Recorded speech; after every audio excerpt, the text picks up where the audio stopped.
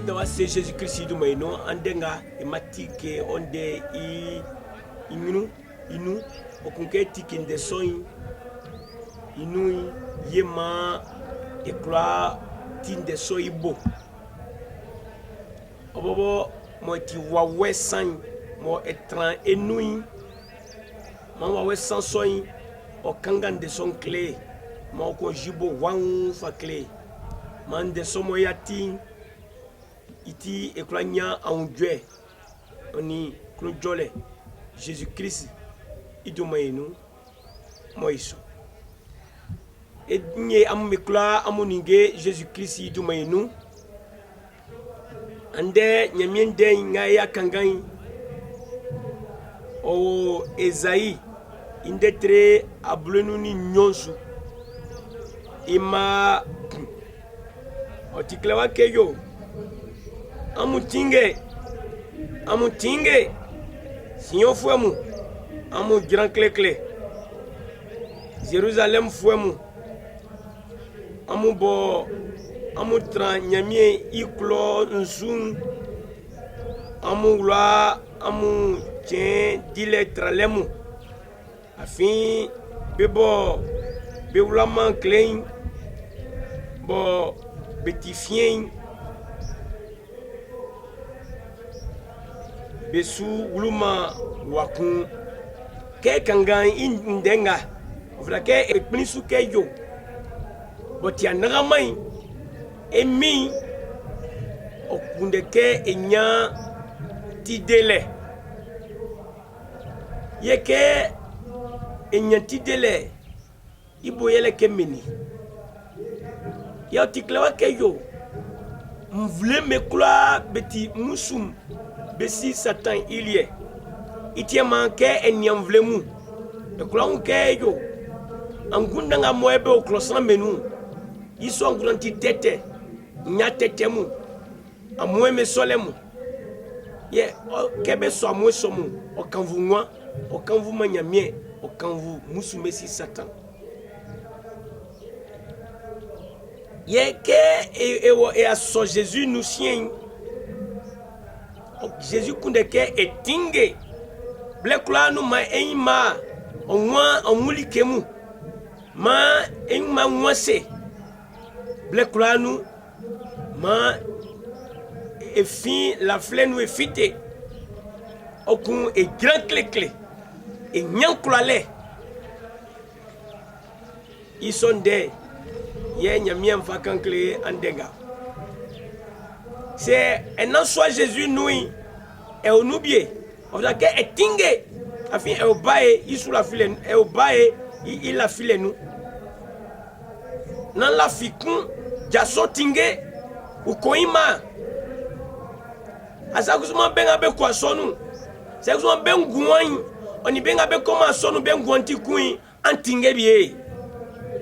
mai kula etinge afin ba indiguma oncle yale yo vous avez étingé les grands clés. C'est à tingue moi c'est la grande clé non. Vous avez étingé. Ils sont tiens n'y a mis un fan d'un femme clé. Ma indetre kunga engla ima kunso.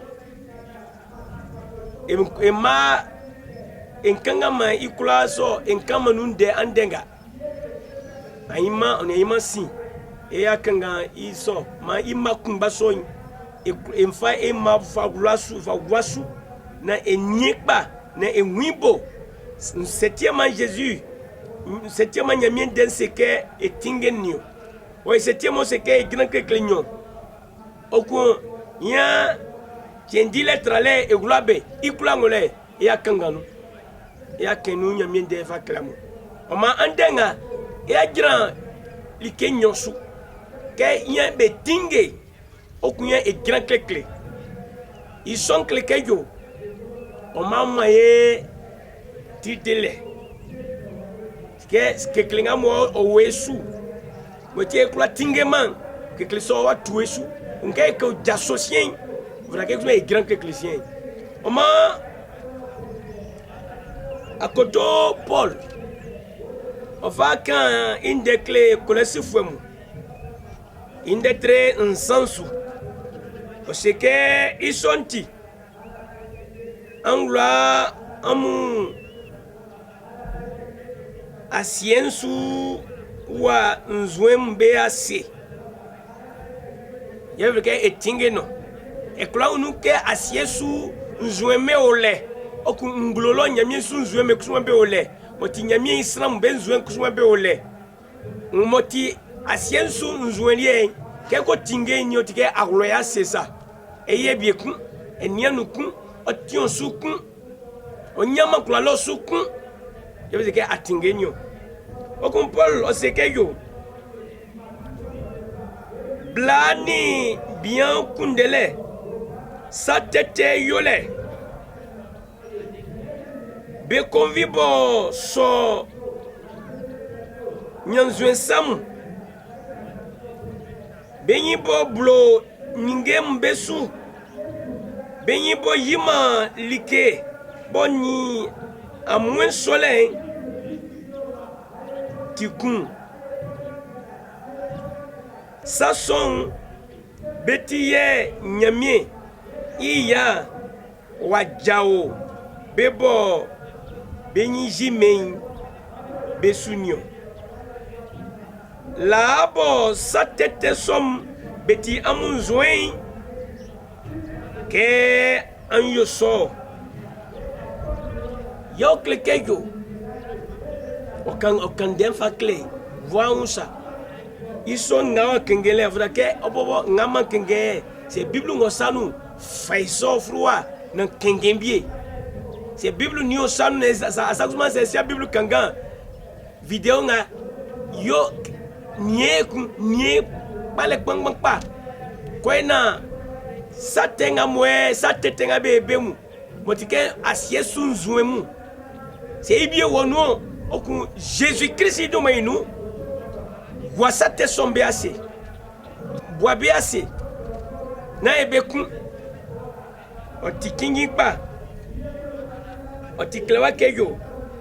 sa sombe tie nyami iyai wajao bebo benyiji men besunyo se ekuna makenya nyami ya ojao esuin ma ekusuma mo otike enima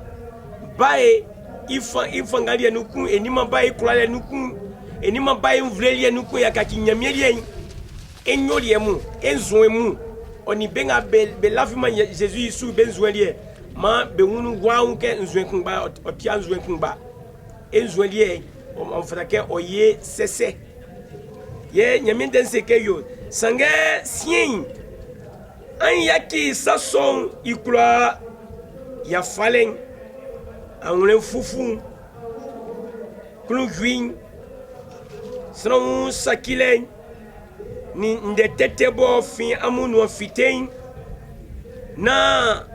ambuato kle amu vienguku afin amu wula amu nzwen la boma anyo satem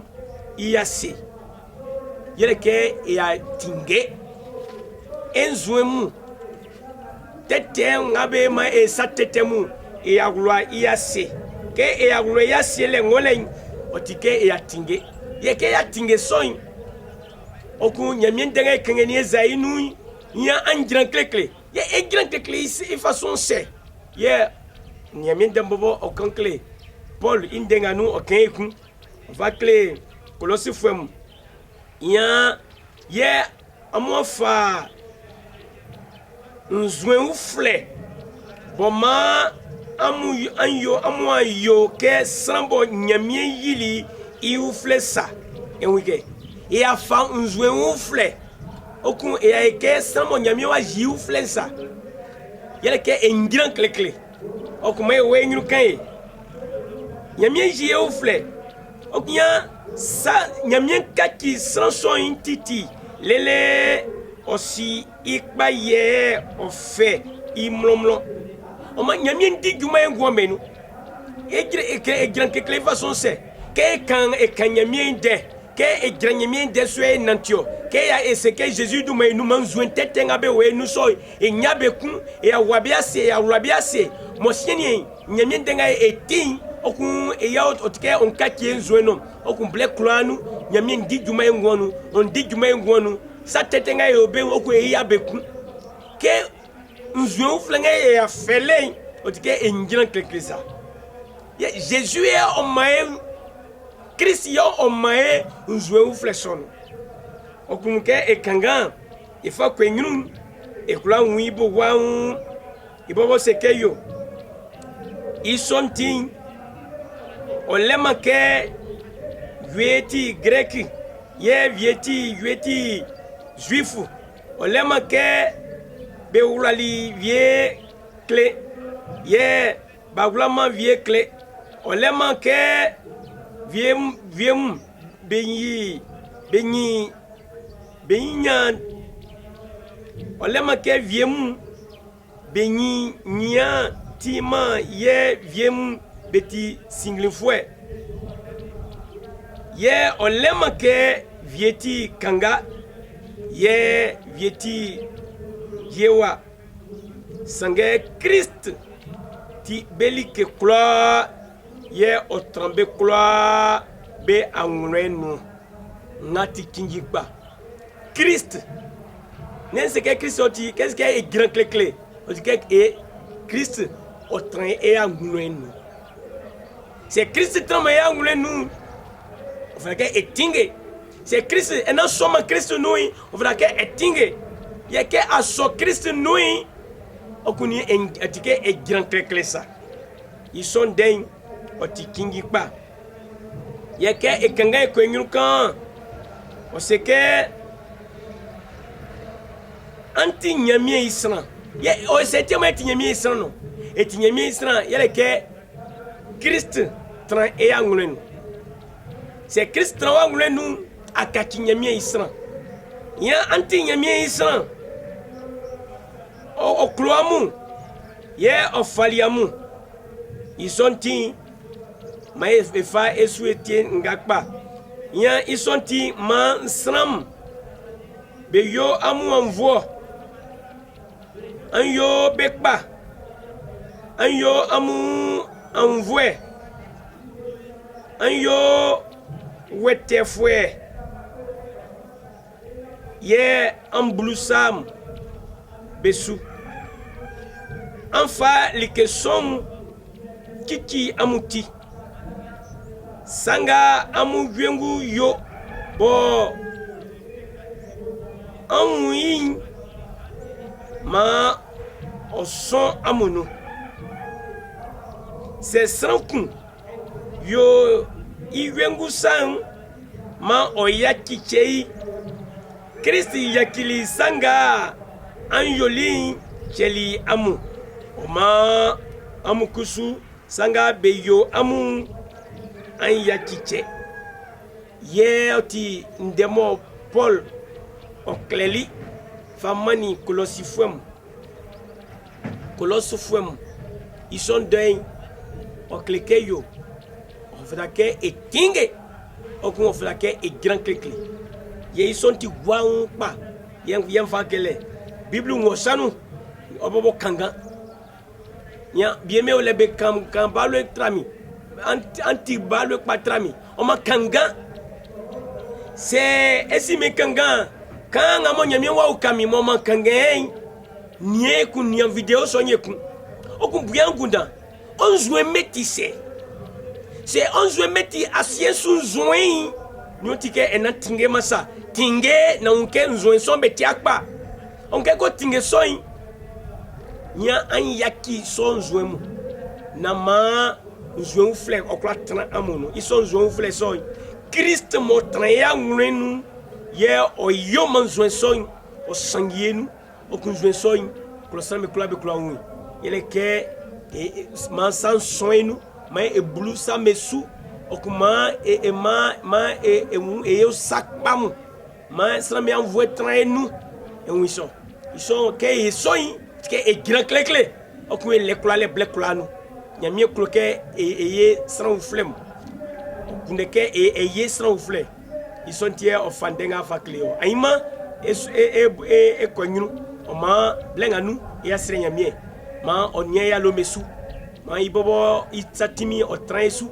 ma ibobo oye e ukafwe manya mi bobo ikulale oti oye elie blekulanu c'est ça que ntoisui ma ikula grand kekle afi eni Christ ye onu Christ yo tran ya ngule nu ye Christ kulali bay fwemu Christ kulali musu messi satan isoti ikulale soyi oti elie ma idea se andenga nu Jésus Christ iduma inu anagama edo wase mbo eukalimi we eukalimion mama nkula ijoli onu nkula gran onyu nkan ondenga afi owa we mo traminu yoijo mianie saga se wa fitakpa obobo eyoma binga beti nde soin be kulati ibo yema nde son tinge ma oye wanpa be anwensu ma binga be na so Jésus nui ma be swenu ma Christ trambe ngonu alléluia ye ebo ya so Jésus Christ nui moti emi ma ekula la fisukejo et obzake ekula e grand clé afin et atinge nama e ko aussi nuku nama eto la flemme to esuku ma e grand clé ma eni wuke oko ma ikle soin ekula nyansu mva swe anagamando wase e alomu be wosanu eniamu esimu ebe fa ekula be kula losanu afin wele timi wele kula leno kula len wosanu we eti ufleo o ma nagama andengo we blebo be yakobe juma mesu blebo be yako likamenu o babo enibe tranu o kun yebe sak pakpa mu fa klebe ya tremu o kun sanga oti abono sam yebe mambe mukejo be ni anangama yebe nantio ndo wase Jésus Christ juma inu tukpa kefwemu yebe gwegwe Jésus Christ juma inu mas quand vous l'en oyolie maman le oyolie blek Christ Jésus du mainu moi oyoso